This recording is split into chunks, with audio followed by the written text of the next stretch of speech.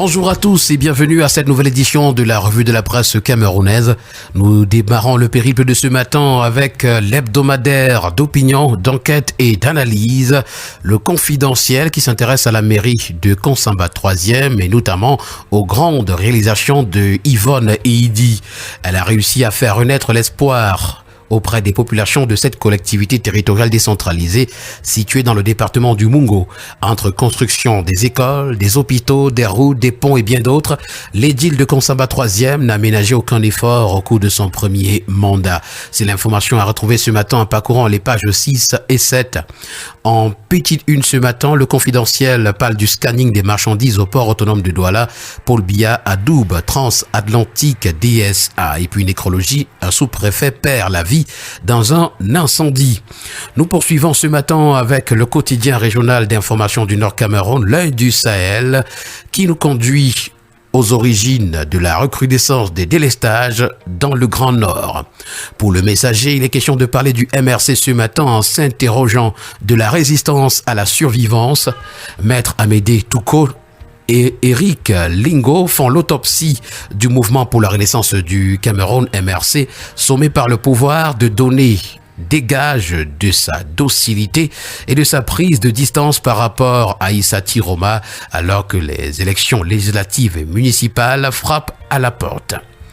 Avec le quotidien bleu d'Amanmana, le jour ce matin, on parle de manipulation des matchs. C'est la FECAFOOT qui ouvre des enquêtes. Et puis EDEA, confiscation des terres, le cri des femmes est à retrouver. La nouvelle expression pour sa part, ce matin nous conduit à l'Assemblée nationale en nous présentant les morts de la 10e législature.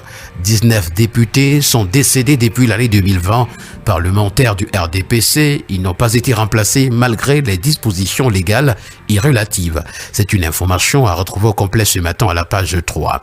Mutation pour sa part parle des nouvelles églises. Le décret fait foi. Et puis, après 17 ans d'hibernation, le chef de l'État vient d'autoriser 8 associations religieuses, portant la liste à 55. Qui en sont les promoteurs? La campagne contre les clandestins va-t-elle reprendre? Autant d'interrogations à retrouver ce matin dans les colonnes de mutation, notamment à la page 5. Avec le quotidien d'information républicaine, le drapeau ce matin, on s'intéresse aux jeunes filles camerounaises vers l'indépendance économique est le titre qui nous est brandi à la page de présentation. Et grâce au soutien du ministère de la promotion de la femme et de la famille, avec l'appui technique et financier d'ONU Femmes et le CUSO international, plusieurs jeunes filles apprenantes des centres de promotion de la femme et de la famille ont reçu du matériel et des financements pour créer leur micro-entreprise. Textile, hôtellerie, restauration, esthétique et impression, tout y passe ce matin à la page 3 du journal. Parlons santé avec le quotidien Info Plus Santé qui parle des enfants infectés du VIH comme des victimes de la négligence parentale. Parce que lorsqu'une femme est bien suivie médicalement, elle ne peut pas transmettre la maladie à son enfant. C'est une information à retrouver à la page 8 ce matin. Le quotidien d'information général et d'enquête, le Témoin pour sa part parle de 1155 milliards de francs CFA qui ont été mobilisés en 2025 et la douane camerounaise peut encore faire mieux. Cameroun Tribune pour sa part ce matin parle des conseils régionaux et surtout d'un mandat décisif. Et après une première mandature d'apprentissage, les populations attendent désormais de voir un plus grand impact des actions menées sur le terrain. La feuille de route des exécutifs régionaux fraîchement installés s'annonce chargée tel que nous le renseigne ce matin le journal des pages 5 à 7. Ouest-Echo, pour sa part, s'interroge à sa grande une au sujet de la formation du nouveau gouvernement. Bello Bouba Maïgari, futur Premier ministre. Pour Paul Biya, le chef de l'UNDP représente la stabilité dans la diversité. Le quotidien Vert Émergence qui parle de gouvernance ce matin nous renseigne que le Cameroun est en mode encéphalogramme plat. L'État est en veille prolongée. Pas de remaniement, pas de conseil des ministres, pas de conseil supérieur de la magistrature.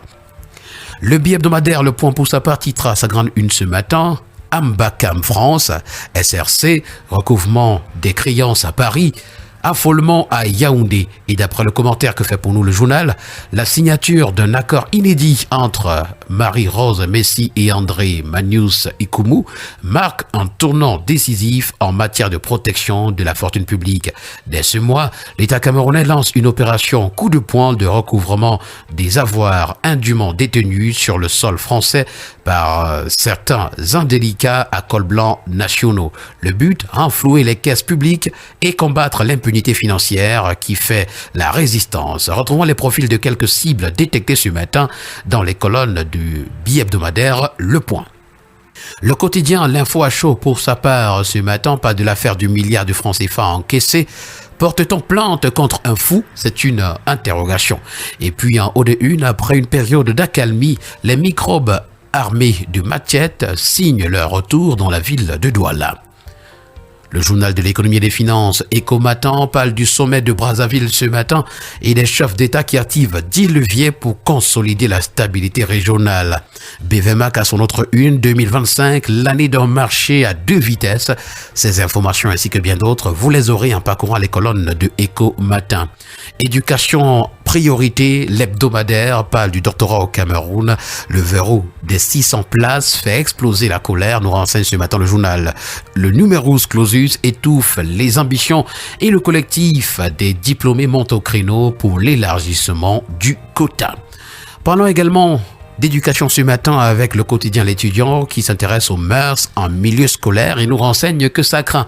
Et depuis quelques jours, une série d'incidents survenus dans les établissements scolaires au Cameroun met en lumière les dérives préoccupantes des mœurs en milieu éducatif. Autant de faits qui, loin d'être isolés, ont profondément choquer l'opinion publique et placer la communauté éducative en état d'alerte.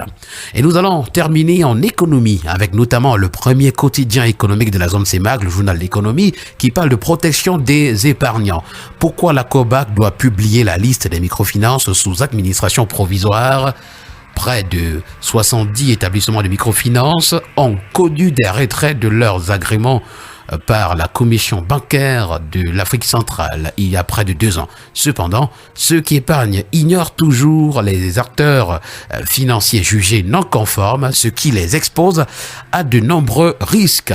L'analyse de Ange Ganjo, banquier consultant, nous est présentée ce matin à la page 10 du journal L'économie. Et voilà, mesdames et messieurs, qui a permis de mettre un terme à cette sortie de la revue de la presse camerounaise. Merci à chacun de vous et au plaisir de vous retrouver demain pour une autre édition. D'ici là, portez-vous bien.